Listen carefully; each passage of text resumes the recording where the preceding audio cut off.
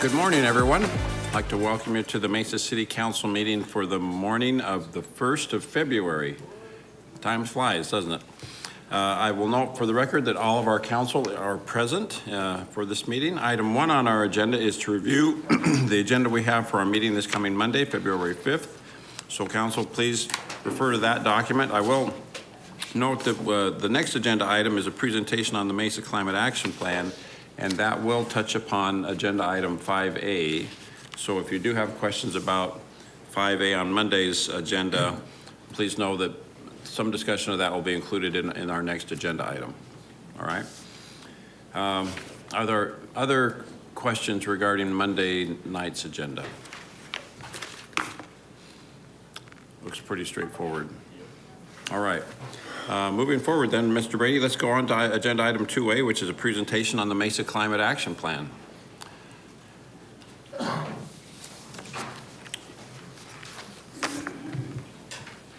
Laura, Scott, good to see you. Thank you for being passionate about this topic. All right. Good morning, Mayor, Council. I am Scott Boucher, the Energy and Sustainability Director at the City of Mesa, and I'm joined by Laura Heineman, who's our Deputy Director over Environmental and Sustainability. And we're here today to provide an update on the Mesa Climate Action Plan. Before we dive into the details with the Climate Action Plan, I'd just like to say Laura and I have the pleasure of sitting up here and presenting this, but truly this is a citywide initiative. And I'd just like to thank all of the departments that are very involved and the tremendous support that we receive as we move forward. In addition to that, with Mayor and Council, the adoption of the Climate Action Plan, I just, again, another thank you. It really has provided a lot of momentum and direction, I feel, for Mesa. And it's because of the vision of the mayor and council that we've been able to really make significant progress, I think. So thank you for that. Just a quick reminder, so there's 2050 goals associated with the Mesa Climate Action Plan. And those are carbon neutrality by 2050, 100% renewable energy by 2050, and 90% waste diversion by 2050. In addition to that, the fourth goal that we have is to enhance community resilience through collaboration and inclusive engagement. As we go through this presentation, you will see some icons on the slides that we have. Those are the 6 focus areas of the Climate Action Plan. Those 6 focus areas include energy, heat mitigation, air quality, water stewardship, materials management, and food systems. Laura and I did the best that we could in regards to each initiative and kind of how they fit in with those focus areas, but please understand those focus areas have a lot of crossover that happen between them. Just as an example, the water energy nexus. If you're using energy, typically there's water that's used to produce that energy. The same as if you're using water, there's a lot of energy that is put into collecting, treating water. So there's crossover that happens in between those, but we kind of did our best not to put every single icon up there, but really what the focuses are of those. And as we go through this update, it really is focused today on progress that we've made with the work plan that is attached to the Climate Action Plan with a focus on city operations. Okay? So with that, I'll turn it over to Laura, who's going to start off with the Trees Are Cool initiative. I wanted to also mention throughout the presentation, both of us will be using the term MCAP, which stands for Mesa's Climate Action Plan. So just about a year ago, Mayor Giles announced the Trees Are Cool 100 million tree planting initiative, which 1 million. 1 million. 100 million. 50. Let's aim high. All right. Okay. Not like 100 times. With those 1 million trees, we will be increasing the tree canopy coverage in Mesa to 15% and reducing urban heat in our community. To support this initiative, Mesa allocated MCAP funding to set up 4 new shade tree program events in the city of Mesa. These are similar to the ones that SRP hosts, but they're smaller and they're focused in our community. 2 events this year will be held in the electric utility, and 2 additional events will be held in neighborhoods with low canopy coverage. Our first neighborhood that we're focusing on actually was brought to our attention by the Community Services Department. These programs will include workshops so people can come understand how to select the right tree, how to care for that tree, how to plant it so that it maximizes shade on the site, and then they will be given a tree to take home and plant in their own yard. You'll also notice that, well, when we launched this initiative, the IT team built this beautiful website and this database to account for recorded trees. We, over the last year, have planted more than 1,800 trees on city-owned property. That's in city parks, around city buildings, and at transit centers. About 1,000 of those trees were funded with MCAP funding. 6,200 trees have been recorded as being planted in the community. If you were to go out on the Mesa Listens webpage today, you might see a different number there, because that is a live link. As soon as somebody records their tree, it shows where they planted it, what type it was, and how many have been planted.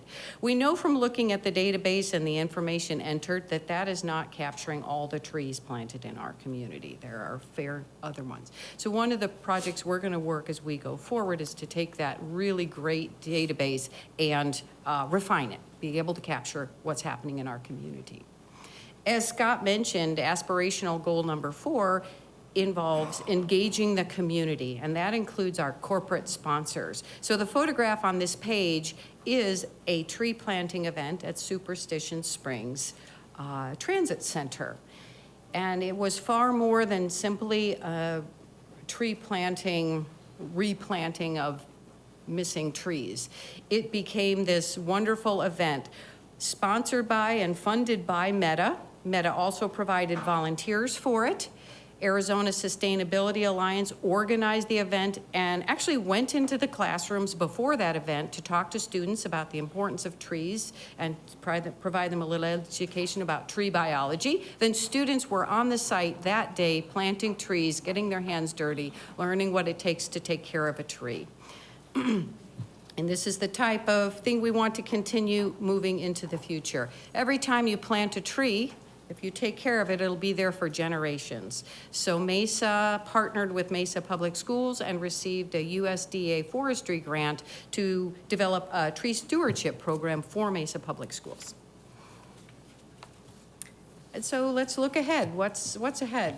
We are recruiting for an urban forest program manager who really will manage this program for us. If our intention is to plant 1 million trees by 2050, that equates to about 37,000 trees a year. So we really need somebody to really move that program forward. They'll be working in neighborhoods that have low tree canopy coverage, those that are identified as high priorities on the map on your screen. They'll also be identifying shade corridors. Where do people walk? Where do they need shade? Encouraging people to use green infrastructure that captures rainwater to water the trees so that we can plant trees in our neighborhoods sustainably. Also developing policies and programs that protect and preserve the existing trees we have in our neighborhood. And of course, looking for funding opportunities that may be out there.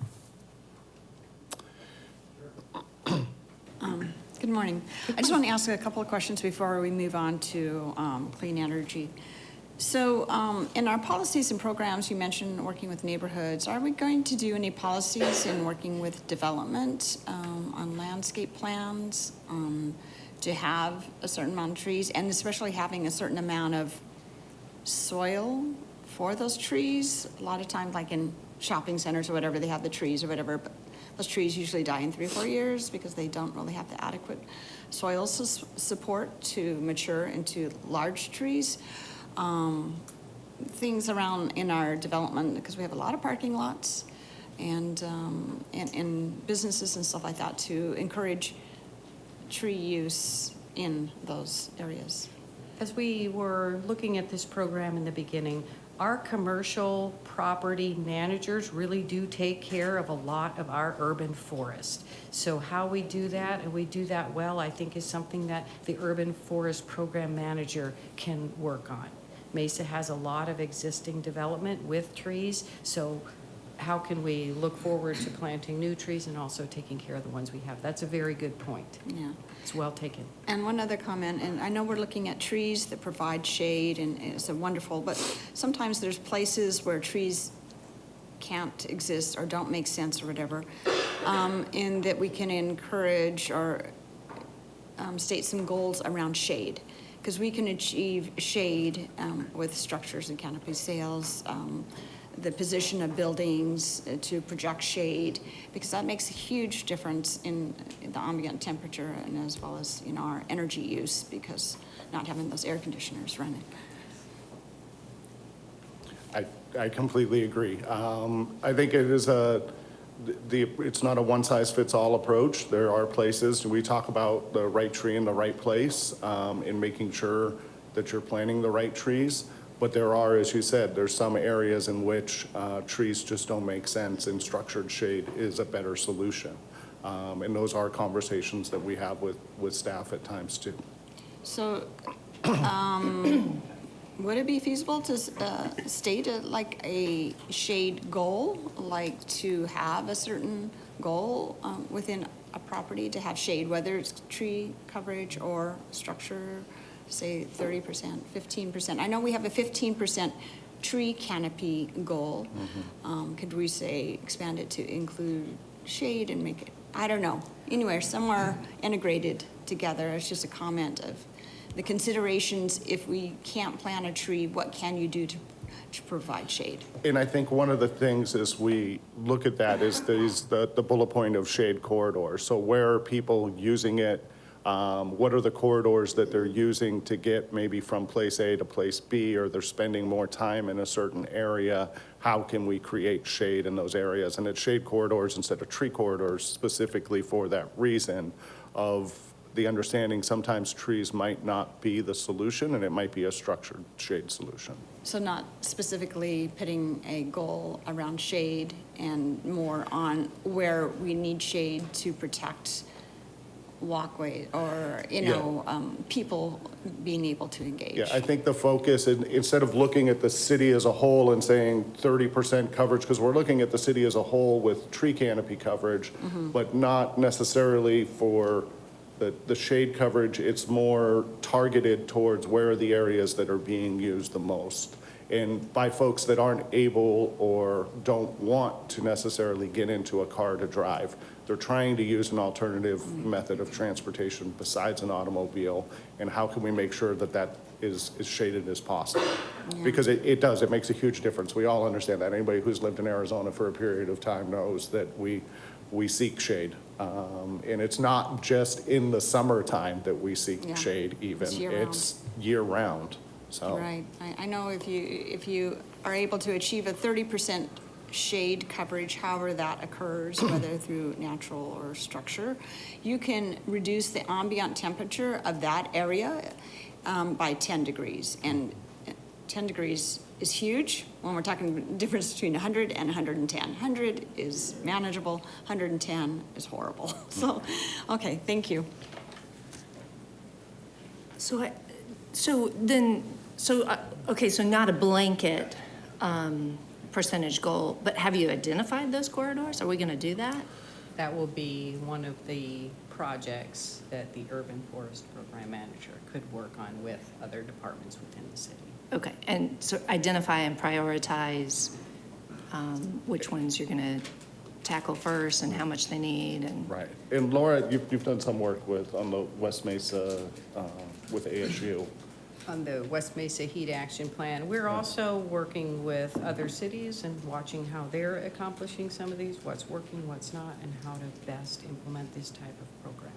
okay, And I think a lot of it comes to the other plans that we have. So like you have your transportation master plan and the climate action plan. The general plan tries to bring those all together. Really, it's putting all of these pieces together. If you look at the city, I mean, we have a lot of plans in place, and it's the climate action plan is similar in the general plan that it's overarching and touches all of them. And so how do we coordinate those things together? I completely agree, but I think it's important that we, don't generally say it if we really mean it. Let's put some measurable goals in place, if, you know.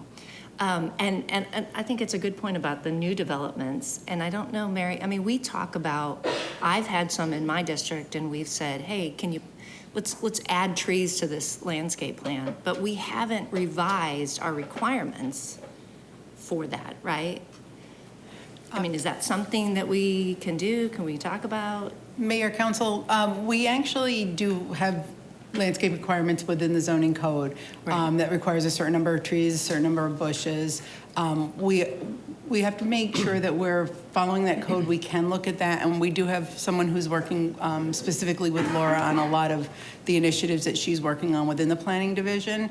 Rachel, can you talk a little bit about some of the specifics about the trees and the coverage? Sure. So the, I don't know if this is on. Actually. Can you hear me on this? Sorry, Mayor, council members. So we took a first step in this action back in 2020 when we did the quality development design guidelines, and we did a set of text amendments to kind of codify some of those standards. And through that, what we did is we established a lot coverage requirement. So previously, you could cover an entire lot with an impervious surface. And so we established a maximum that you could cover that lot. And along with that, we established that 50% of that had to be planted with live plant material.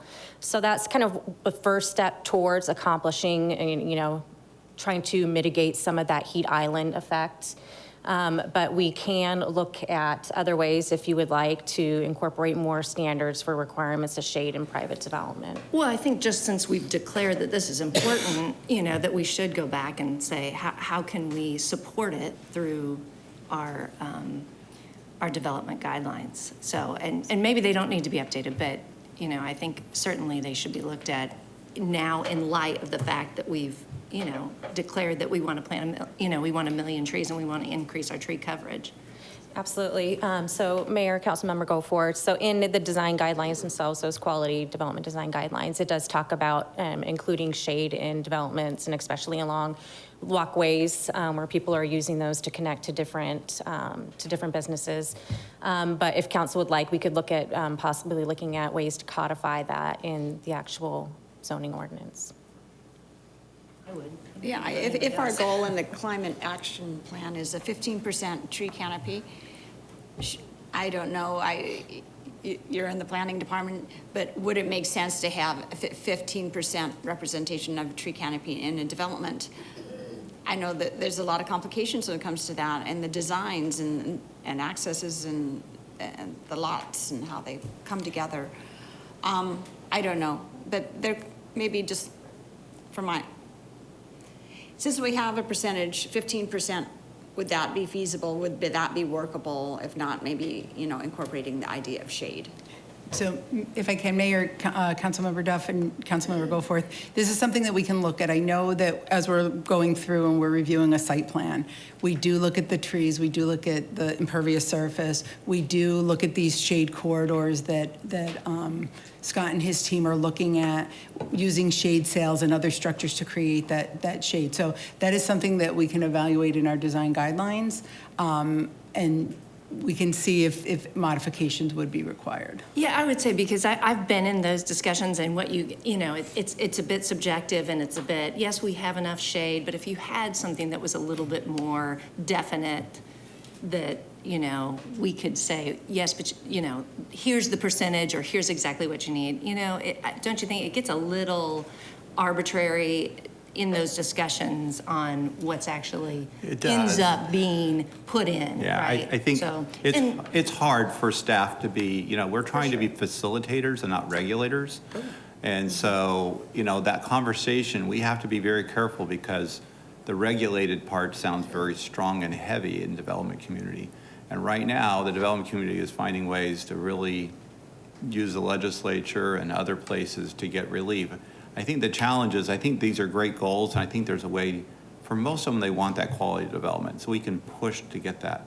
My biggest concern is not the initial development, it's the fact that after that, there's no requirement for maintenance and continuation of that. And I think it's more of a point of making it a community expectation and putting that pressure on development that way. I mean, we can regulate, but I don't know how you regulate planting it. I don't know how you regulate maintaining it.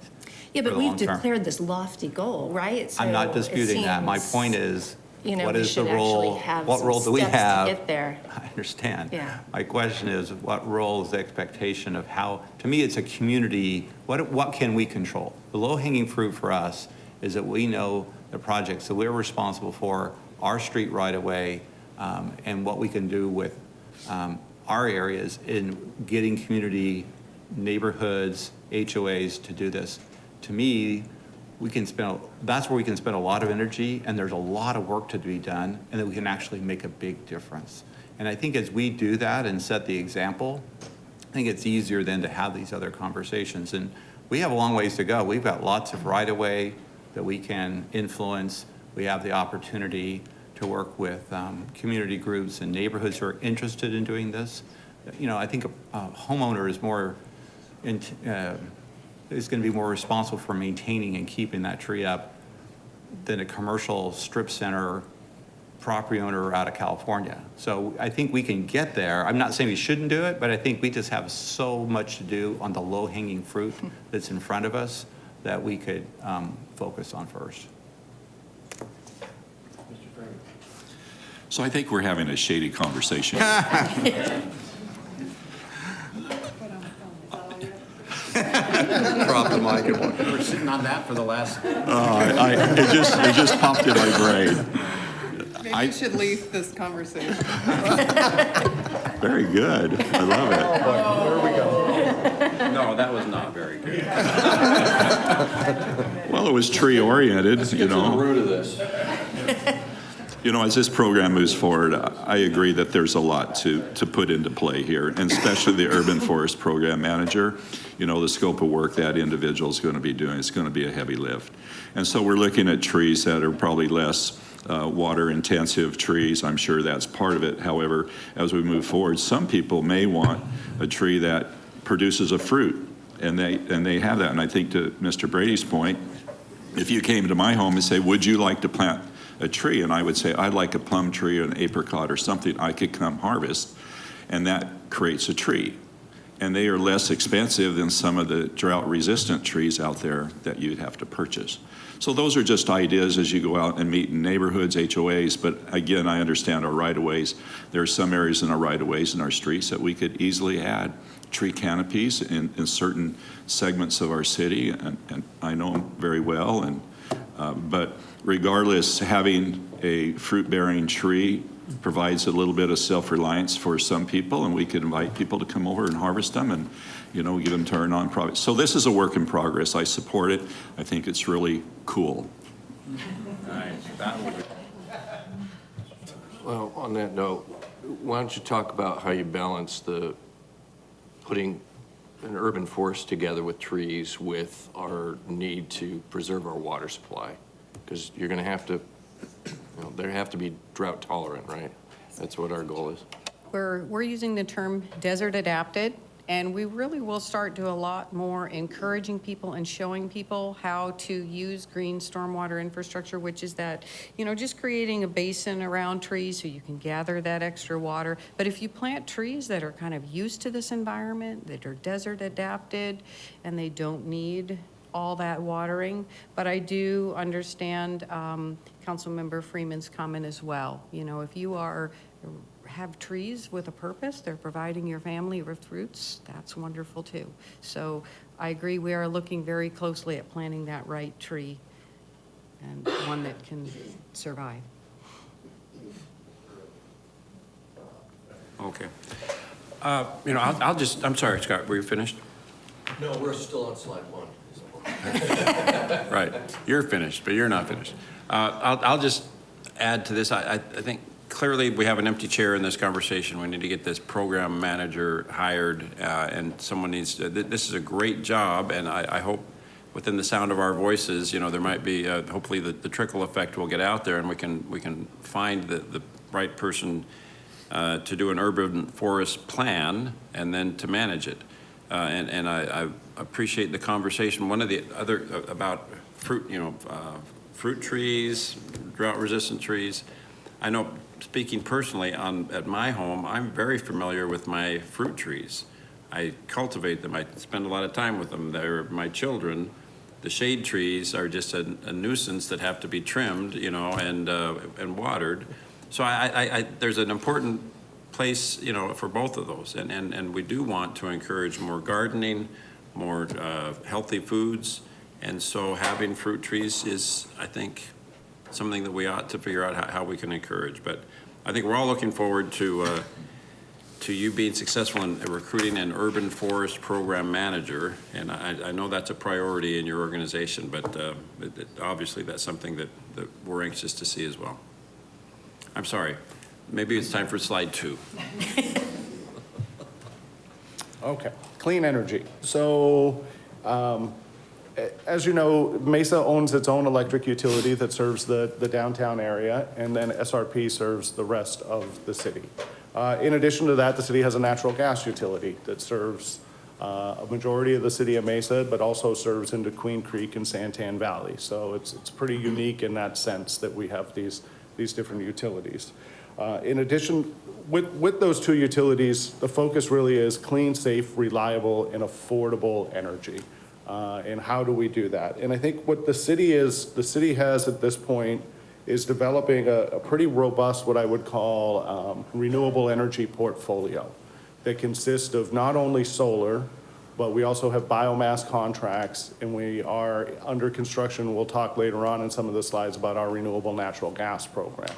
And so we've got, you know, different renewable energy sources that we're bringing to the city of Mesa.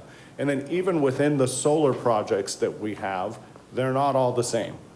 We have several different ways in which we have contracted for that solar, whether they're power purchase agreements, solar service agreements, utility scale solar projects that we have.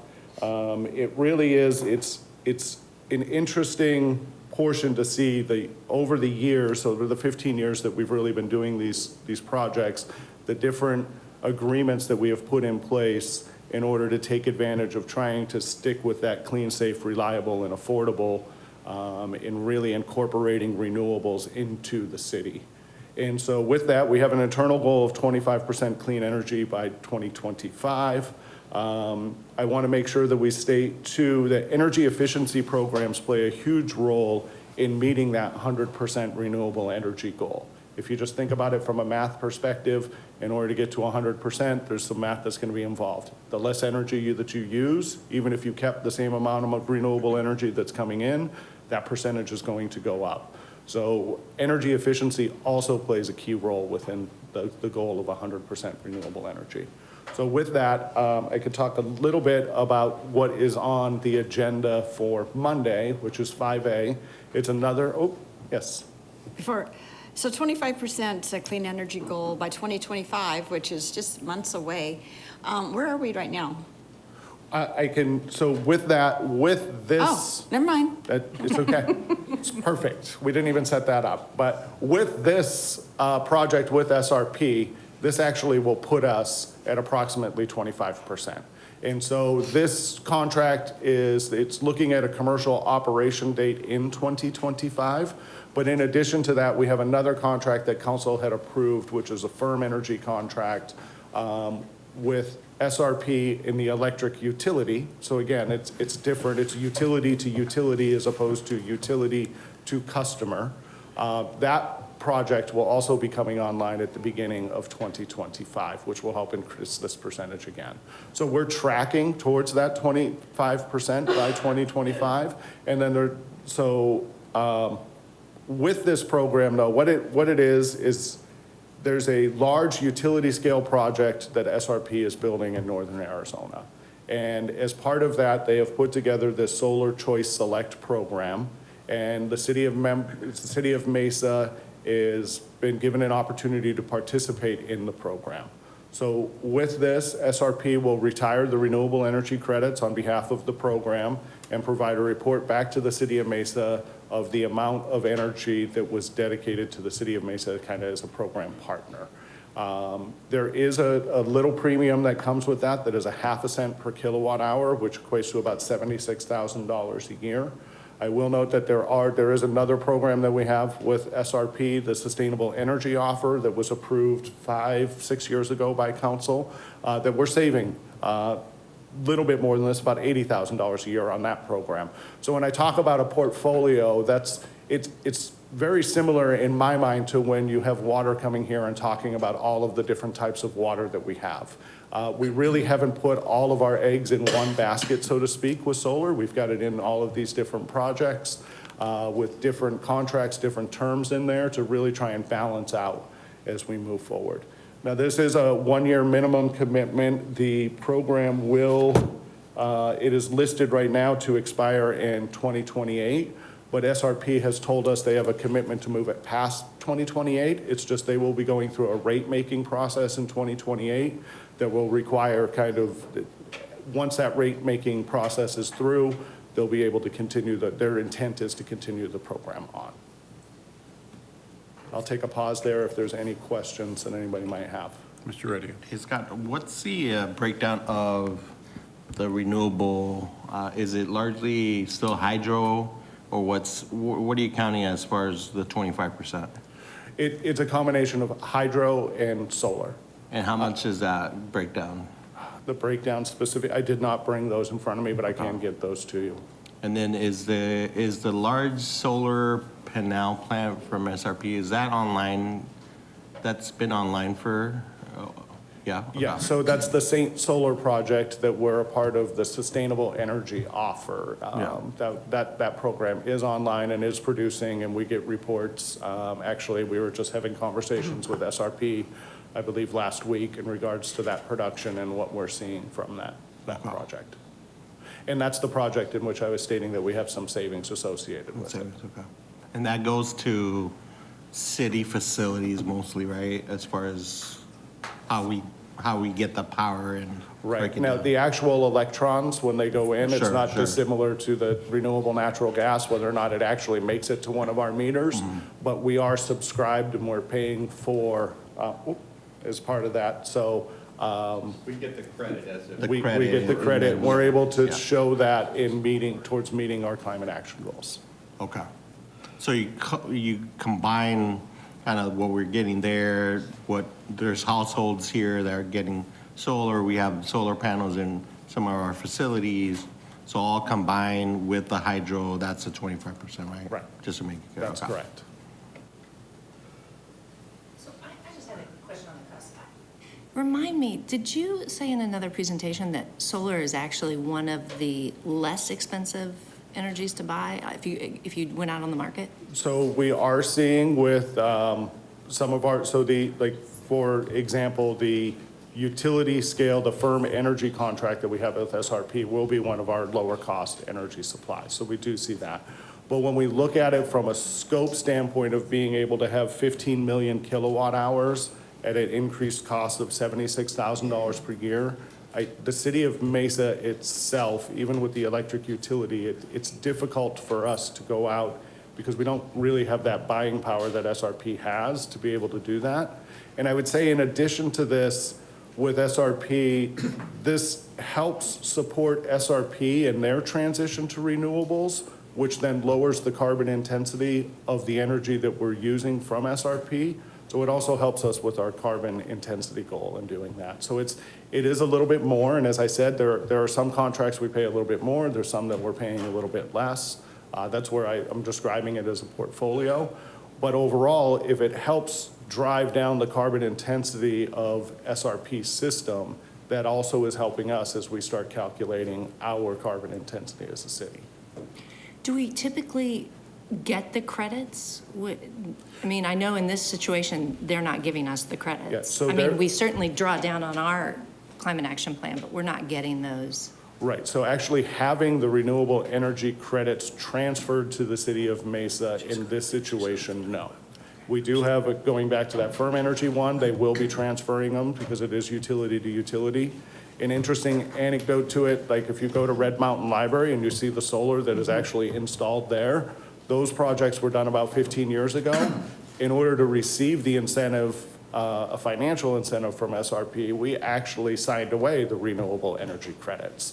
So It's almost disconnected a little bit that the ones that are installed in the SRP area that our residents can see and touch and park under the shade that they create are the only ones in which we really aren't able to take the credit for the renewable energy because there was an incentive that was involved for us putting those in the first place. They gave us a financial incentive. They gave us a financial incentive In exchange for the that. credits. And that's where I say there's 5 different mechanisms that we have right now over the last 15 years of putting solar in.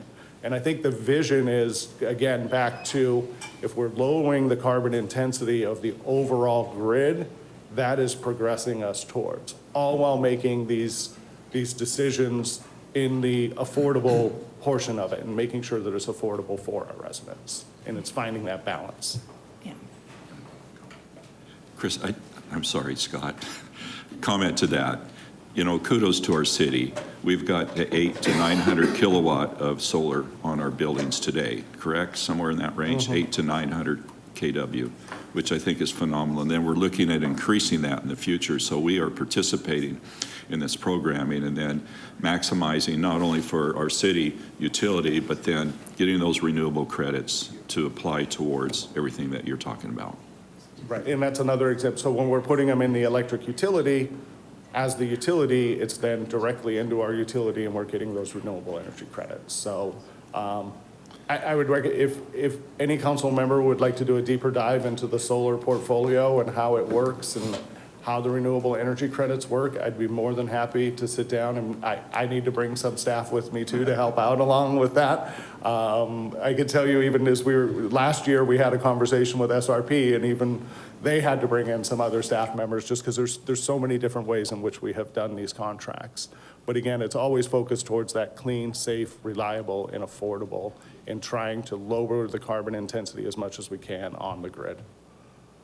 I think the question is just how much more are we willing to pay for that? Yes. Right, that's always the question. That's what my constituents ask me, you know, how much more are we, and their sort of litmus test of this is too much, this is acceptable. So that's just kind of what I'm trying to get at and understand, so that I can go back and say, you know, this is what's important, this is how far we're willing to go, here's some offsets on this side. Right. So. And then that also falls in with like the shaded structures then. I mean, and co-benefits that are associated with that. And so we try and look at all of those, and then of course we bring these contracts to council to make sure that we're all on the same page for approval of them.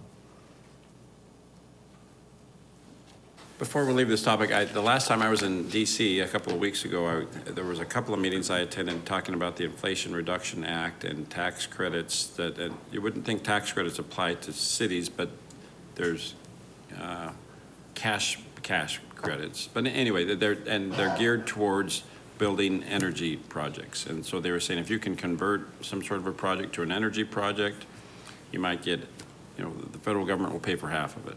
So I brought some materials back, and I'm just warning you that I'm going to ask for a meeting to kind of look into that a little bit to see if there might be an application here. Mayor, we actually had a meeting this week with staff from the White House and the Department of Treasury discussing that information that you had provided. Abigail was nice enough to set that up for us. Great. And then Mr. Kennington and I have had a couple of follow-up conversations since. Great. I think what it's going to be is between Irma and Mike and Laura, myself, some others that within the water department and the projects that they're making, I understand the projects that we're doing. They understand the finance side of it. And so we need to connect those dots and understand how that might be able to apply to the city.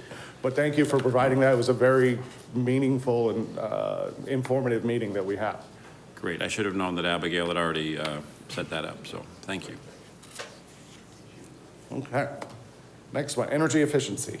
So I'd like to give you a brief update on some of the energy efficiency initiatives that we have going on here at the City of Mesa. We use energy audits to evaluate existing facilities, look for opportunities for efficiency, and also use it to help determine the economics of future energy efficiency projects. The facilities maintenance team is continuing to install heating and cooling upgrades that meet the most current efficiency standards. So every time they do a project, that facility is now using less energy than it did before. We are working on lighting retrofits throughout the city. You've recently experienced a project here right in Mesa City Plaza building. We completed, with MCAP funding, we completed the first phase of 2 phases at the Mesa Arts Center of non-theatrical lighting, replacing that with LED. We also used MCAP funding to support the installation of efficient fixtures out at the sports fields at Red Mountain Ballpark. We continue to work on installing smart controllers, sensors, and schedules, building automation systems, facility automation systems in city facilities. Currently, we've done 37, and they're, picking the ones that would benefit from these installations initially, and then working our way through. Really does, being able to have control of your energy usage and being able to monitor it is very, very effective way to save energy. And then the data team has done an amazing job of organizing energy consumption data. And it's being used 2 ways. They're generating reports for building managers. So for example, the Mesa Arts Center can see how much energy we're using, how does it compare to previous energy, and be able to implement efficiency programs there.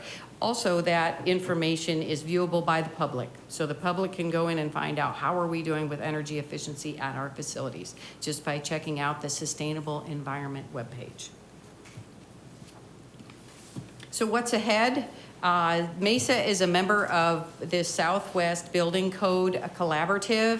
It's a group of people that are really looking at regionally adapted building codes that focus on those unique climate conditions that exist here in the desert Southwest. So it's focused on urban heat, it's focused on energy and water efficiency, carbon reduction, and resiliency.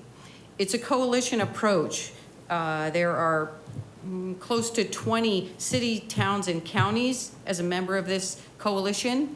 Also, the International Code Council, who writes the building codes, is a part of this collaborative to make sure that these codes, as they're developed, will work seamlessly with the existing building codes, and we're not creating any unintended consequences. Building officials are part of that collaborative, sustainability folks as well. And then I think what's making this coalition very interesting is we have community-based organizations part of it. There's a considerable amount, and there is a goal to have equitable community engagement in the evaluation of those codes. So we're looking at how do those codes affect occupants and the long-term owners of buildings. That grant is being funded by the Department of Energy. That's great. So tell me how it makes a perfect sense to me that the building code in Mesa, Arizona ought to be different than the building code in Minneapolis, right? Because the environments are so different. And right now we adopt uniform, kind of international uniform building codes that drafted in Geneva somewhere, I don't know. But so how do we go about, making them more regional and more relevant to us? We've just started this process, and yesterday, John Sheffer, the building official, Deputy Director for Development Services, was on the call. He is very much aware of the existing building codes and how they work and wanting that to work seamlessly. We're just launching this initiative, so I would imagine John can come back at a later point and give you more information. But Mayor, every time we adopt the code, there are, I don't know if the term is local amendments. Local amendments in all the codes. And so while it may be an international building code, there's a US code, and then there's even, amendments specific to Mesa. But we also try to be careful to make it consistent with what's happening in the surrounding communities, because what you don't want is builders who build across city lines saying, why do I have to do this plumbing fixture here and something different here? So I think that's the purpose for the collaboration, is to try to get everybody. But there are definitely local amendments specific to our environment and to our situation. I see the danger that this could become extremely bureaucratic and a negative. And I know I see everyone shaking their heads. That's not what the aim is, but it does to some extent make sense. And yeah, no, they'll have, specifically in this area, this makes a lot of sense for us to be working with the other jurisdictions on this. Thank you. And that grant includes support for implementation, so we're not simply going to adopt these codes and walk away. There will be implementation, training, and guidance on how to comply with the newly adopted codes. So, on to electrification. Very exciting news about the $11.8 million EV charging grant. Ian Linson will be back to talk to you in more detail about that grant. But it's nice to know that it is going to be a public-private partnership with the intention of increasing neighborhood charging opportunities, community fleet charging opportunities, and adding charging along our freeway corridors or high-traffic areas. I do want to give you an update on our fleet conversion. I hope you've seen them, the 48 vehicles that are out there driving around our community that are electric. We have 20 more on order. Each of those trucks needs charging infrastructure to keep it running. In addition to the chargers that are in front of the Mesa City Plaza building, we are currently installing chargers at the West Mesa Service Center, the East Mesa Service Center, and Fiesta PD. Also in design is the next phase of chargers. We hired a consultant, Kimley Horn, to do a site assessment of 60-plus city sites to identify how we could add electric vehicle charging to those sites.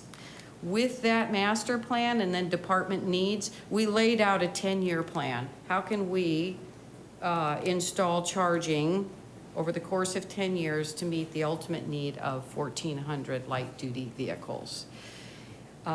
We're continuing to work on funding opportunities to pay for that, but to have that path, it helps us understand what's needed to get to where we need to go.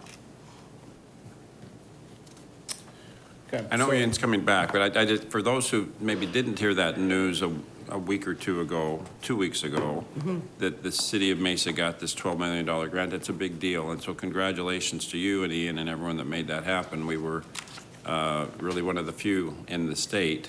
Our grant was dramatically larger than a couple of other counties that got more modest grants. And so, well done, congratulations.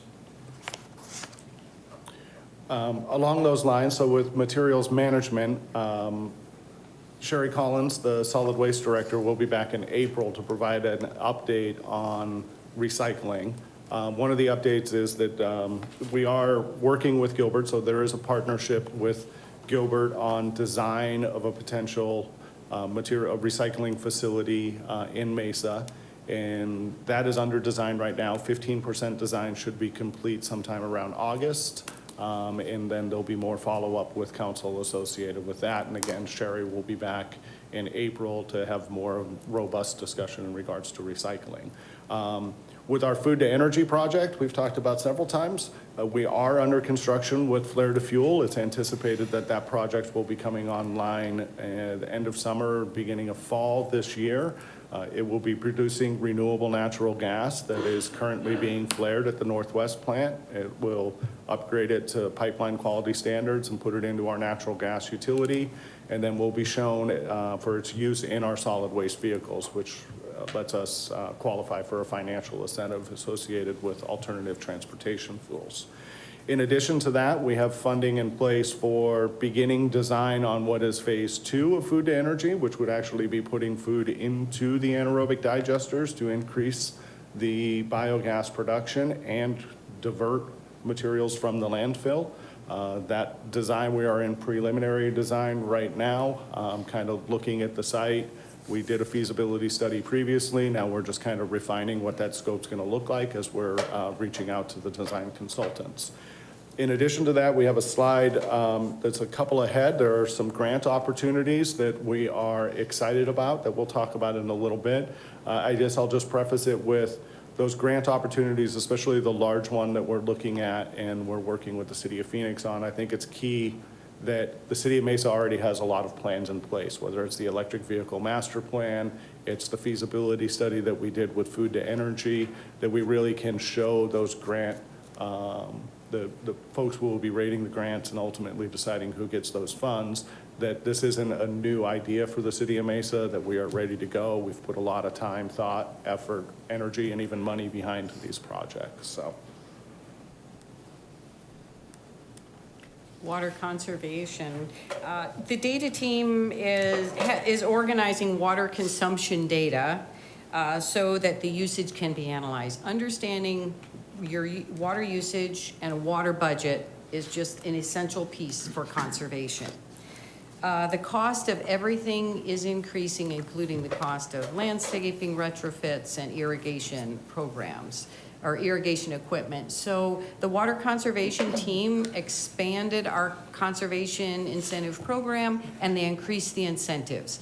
Even though these incentives will not fully pay for a project, they do offer an incentive for water customers to act and to save money. A few weeks ago, you heard about a Water Infrastructure Financing Authority of Arizona, known as WIFA, grant that was received to convert turf in parks to non-turf. There is a second WIFA grant that you will hear about in a couple of weeks that the water conservation specialist who works in this area, Becky Zuzzi, put together a program and submitted it to WIFA for consideration, and they accepted it. The focus of that program is really non-residential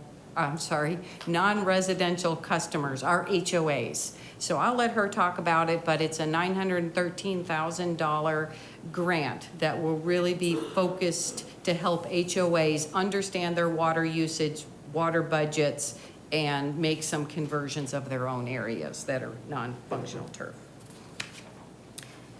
We used, can you go back one slide?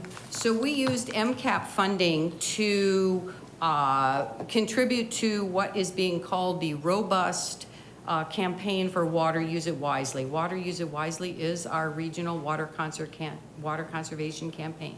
The regional partners that are part of Water Use It Wisely really saw that there was a need this year to increase the reach of that campaign. And each of the partners put in additional funding to the Water Use It Wisely campaign. They've got the numbers back from the fall robust campaign. It exceeded the expectations of the steering committee. It exceeded the expectations of the advertising firm. Water Use It Wisely is putting together a detailed report for you, as it does every year, and included in that will be the details of the robust plan. They're looking forward to also having a spring campaign as well. The water conservation team, you've also noticed, they put together unique messaging for City of Mesa water customers, whether it's videos or tips on how to save water on a regular basis. And lastly, you will see a campaign come out from the water conservation team this spring, helping people understand and be able to see how to take a look at their own utility water usage and see what they're using. How does that fit into a budget for a household of that size? And then, of course, tips to bring that together. It's the whole point of if you can begin to understand what your usage is, you can manage it more efficiently. So there is a campaign coming out, hoping to launch it this spring. Councilmember Duff. Yeah, while we're on the subject of the water conservation, in regards to our energy department, I know we're installing the smart meters, and there will be monitoring water, so you can identify how much you're using, leaks, things like that, very useful. There's been a lot of installations done thus far, and eventually it'll be available for individuals to monitor, maybe through an app or something like that. What's the progress on that? And, you know, when we're talking about these campaigns, and so people more easily can create their water budgets and watch it on a daily basis instead of waiting for their bill. So the progress, I don't want to sound like a broken record on something. We will be coming back with an AMI update also. Okay. I know that, I forget the date that one is scheduled for, but there is an AMI update that will be coming. Okay. We are getting to the point of we're installing meters, and yes, it will be a tool for all of our utility customers that are billed through a meter, for them to really be able to understand their numbers better. So it really, I think it's a great combination with this campaign and then folks getting that meter to be able to incent them to be able to understand what their numbers are and where they have savings potential. Before we leave water conservation, the WIFA issue was, I appreciated the publicity that received a while back. It was interesting, but on the topic of turf conversion, I mean, I think we ought to be talking more about that in Mesa. I mean, that we need to change our culture a little bit. But I think there's a real appetite out there. People want to do that. And if we had more, we just need to, number one, find out what are the resources that we can use to incentivize turf conversion. Are they enough? You know, do we need to lobby the legislature or find other ways to try to increase those incentives? And then have a pretty robust public, relations campaign to let people know that that's an option, because it just seems like that is that it's a part of our culture that we could really change a little bit for real significant impact. So thoughts on that? Mayor, I completely agree. I've been lucky enough, I've had the water conservation group now for about 15 years, and we've had the Grass to Zero Escape program. It added a commercial program. I've never seen the amount of funding that we now have, and that's directly related to WIFA. We're almost $2 million worth of funding. There was nearly $1 million that was brought forth to council at the last meeting. As Laura mentioned, there's another grant that we're receiving from WIFA that we're going through the process right now to come to council with. So there's $2 million that we're getting from WIFA. And with that money, there's going to be significant outreach to, one of them is going to focus on city operations, non-functional turf within those parks where we talked about the strips. But now we're looking at the commercial side and really being able to make a difference. That $1 million is significantly more than what we've had available in the past. So I think there's progress being made. I completely agree with you, especially when we talk about non-functional turf. So we still need areas for people to be able to play. You need sports fields, you need those sorts of things. And it's not always artificial turf isn't always the answer, because it does get very hot. I have a son that plays baseball, and he'll complain in the summertime when he has to play on one of the artificial turf fields. So there's a need for grass. It helps cool also, but it's those non-functional ones where it really is just, it got planted there because it looks nice, but nobody ever really uses it. It needs a lot of maintenance that's associated with it. I think those are the areas that we can really make a difference. And we do it in a way that is with trees, it's with shrubbery, it's with ground cover, so that we're not just, making a hot island where the grass was previously, but we're creating a nicer environment, a cool environment, even for more, habitat biodiversity that's able to exist. And Mayor, we've tried to, in the rates, really identify that outdoor water use. And so in those tiers and how we use the rates, we're trying to make that a premium. One of the areas I think we can focus on is, one, the city needs to lead by example. We have a lot of facilities, especially around fire stations and other city facilities where we have grass, but it's really non-functional. And so one of the things we're going to look at in this year is using some of those MCAP dollars to help us do those. The city needs to lead the way with getting, that conversion.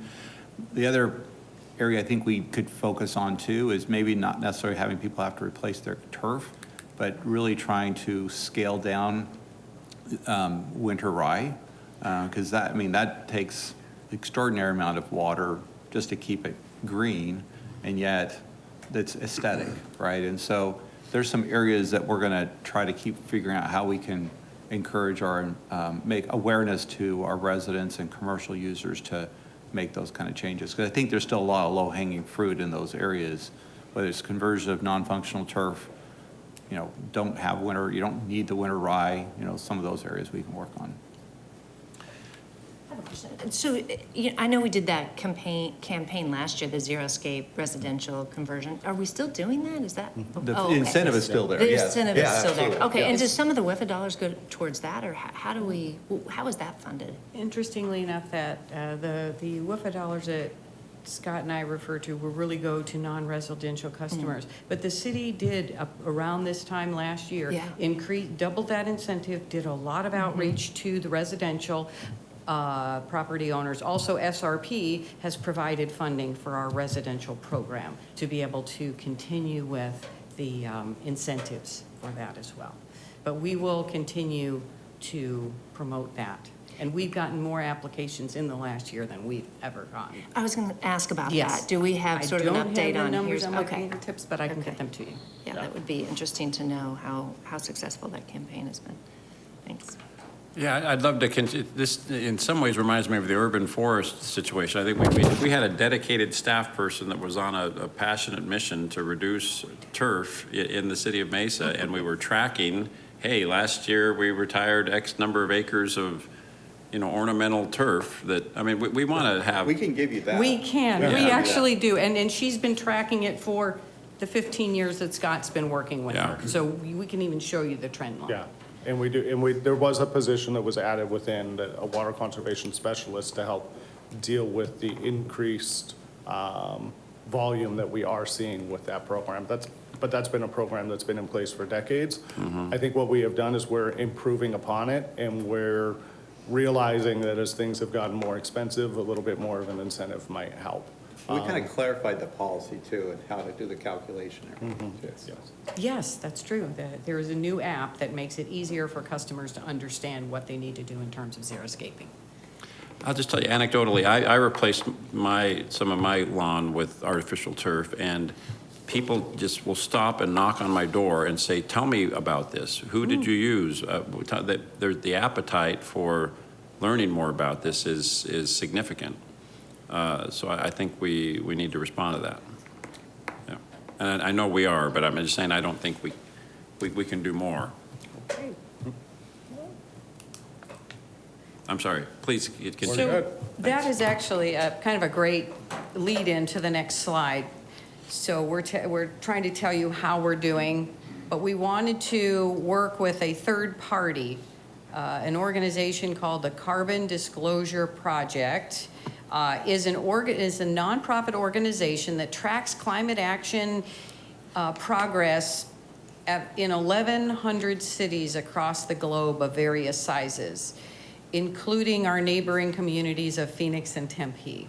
We provided CDP with data, and we provided them with information about our policies and programs. They went to the website to do their own vetting of our information. At the end of the day, they awarded Mesa an A-, which is really a great score. So we are, doing a great job here. It isn't just us telling that to you, but we really are.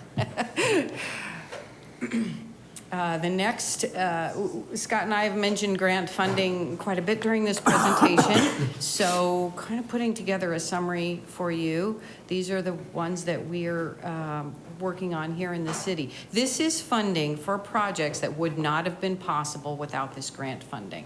Above the line are those grants that have been awarded, and below the line are the ones we are currently working on.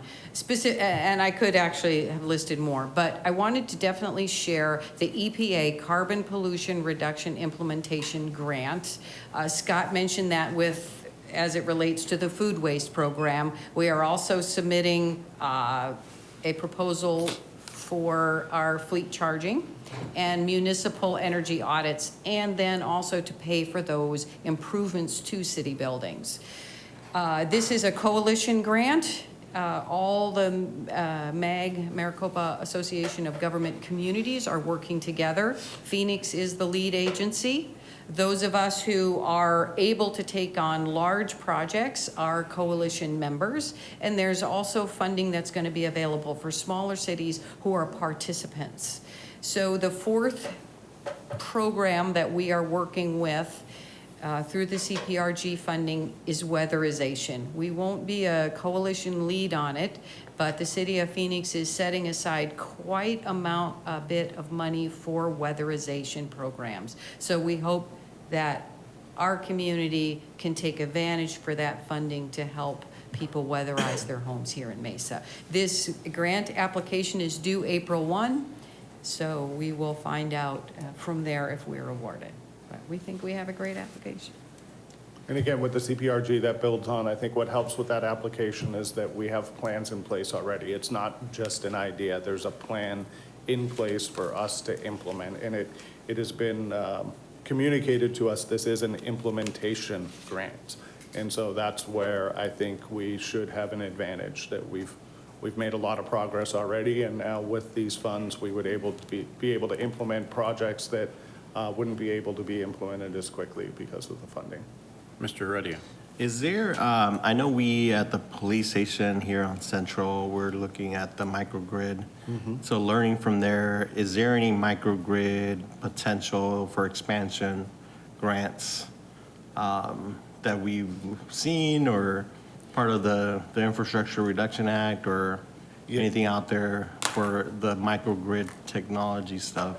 Mayor, Vice Mayor, fantastic. That was actually one of the specific topics that we had when we had the conversation with the Department of Treasury and the White House this week with the IRA and the incentives that are provided. Microgrids was one of those. And so that's one of the things that we're looking at. Yeah, there's definitely potential there. Scott, would those be limited, though, to our electric utility service area, or? I'm not quite sure. That's where, when we finished that meeting, we all agreed seems like a lot of potential, but there's a lot of work that needs to be done to gain a better understanding of what projects would be eligible and then how we would apply, where that funding, It simplifies it when it's in our own utility. Yes. But I don't know if that applies. Yeah, I don't know, like if it was, and this is just an example, if it was something like for the East Mesa Service Center that would power that, I'm not quite sure. But I do know that we have projects, and they told us even if projects are under construction, you can still qualify for some of that. So that's where we're looking at. Yeah, it just sounds, the microgrid transition sounds like a perfect kind of fit from what they're looking at of conversion of energy, right? So it's just something that, as we look at, I know we're discussing on the, what's that site on University? The Rogers Substation. Rogers Substation, right? Yes. So, Yep, and that is another one that came to mind as we were presenting that, because that would be in that microgrid definition. okay. With that, as you can see, that's a lot of information that we have provided you. Again, it's not just Laura and I. There's a whole city behind us working on this initiative. And so it's our pleasure to be able to present this. And please, if you have any other further questions. Well, we certainly didn't have a lack of questions, so that was, thank you. We could have spent more time on this. Council, any additional questions on our climate action plan?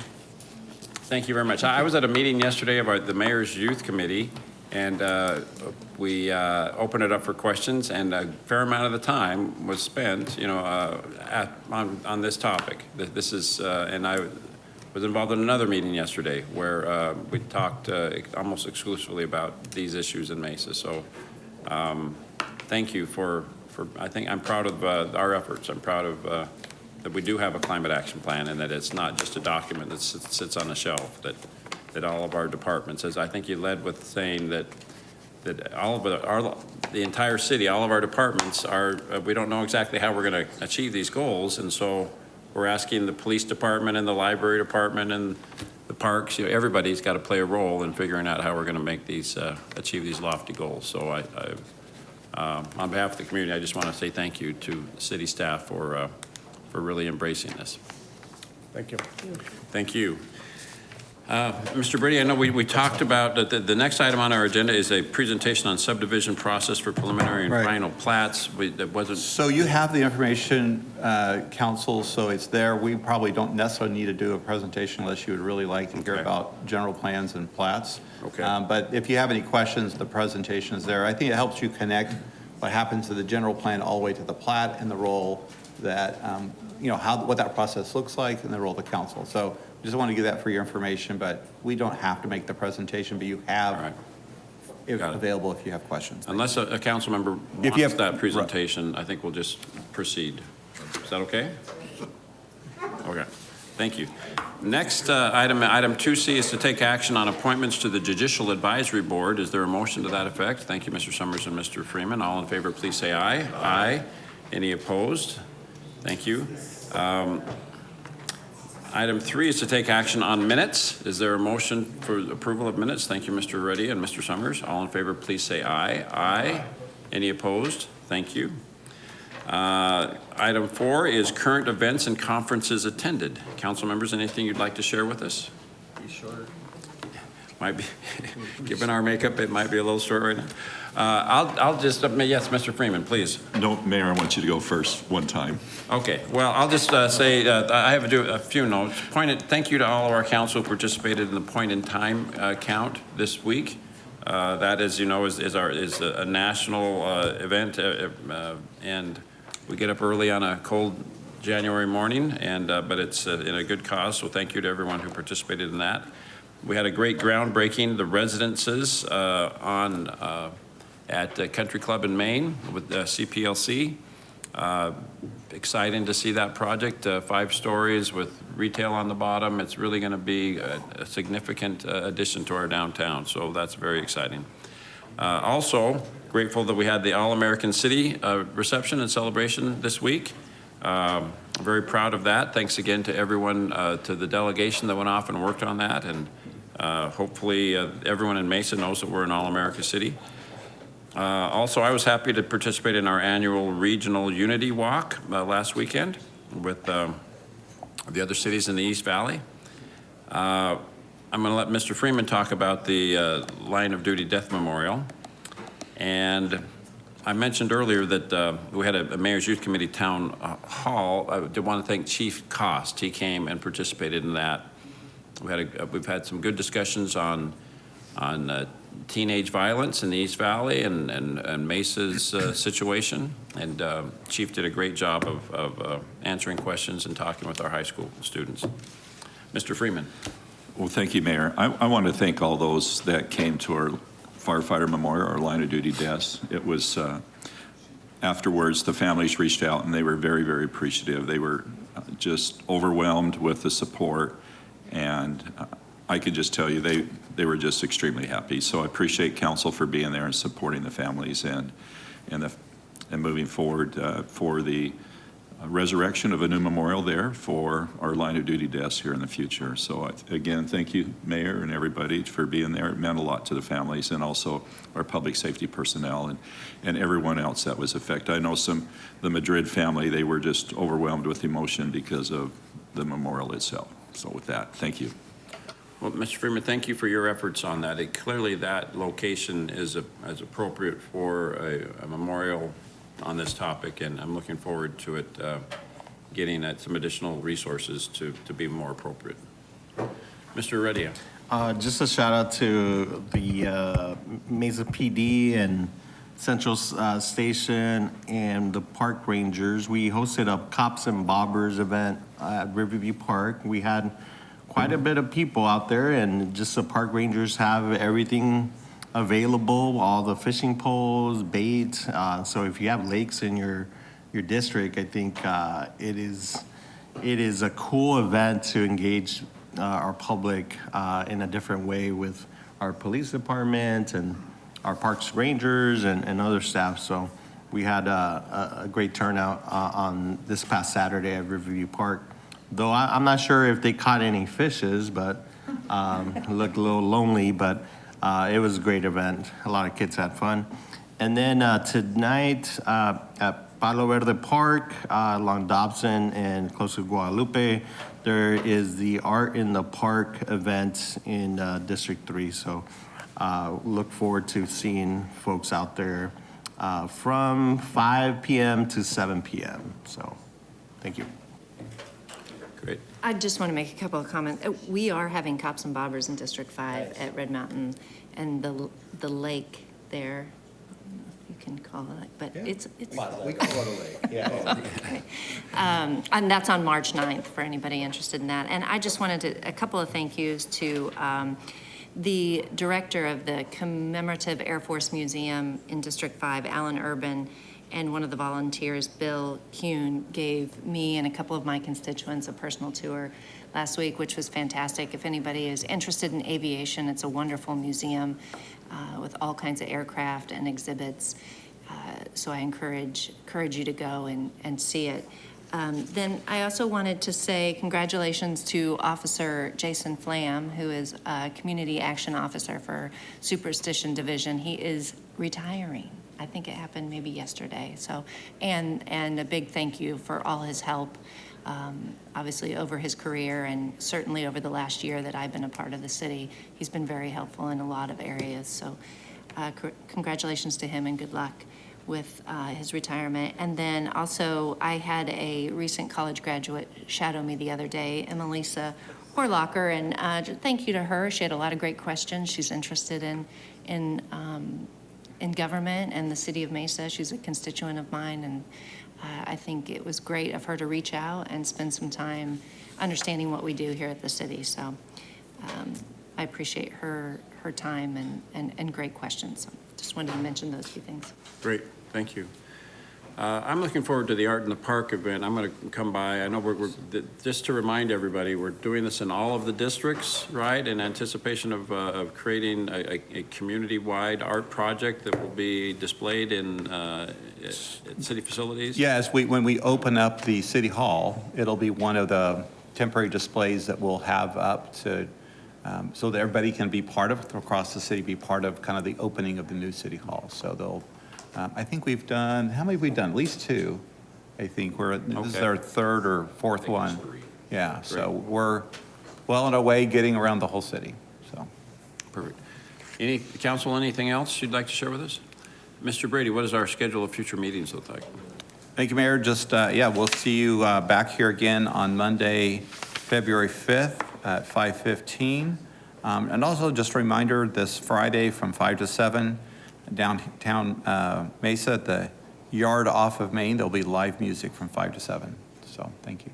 Great. Yeah, so the yard is that portion in On front of the McDonald Street, Yeah. yeah. Or the Christmas tree is in front of the post. Maybe that's the easiest way to talk about it.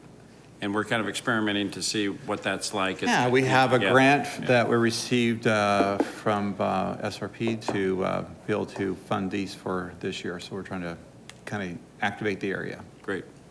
All right, that concludes our agenda. Is there a motion to adjourn this meeting? Thank you, Mr. Summers. All in favor, please say aye. Aye. Thank you. We are adjourned.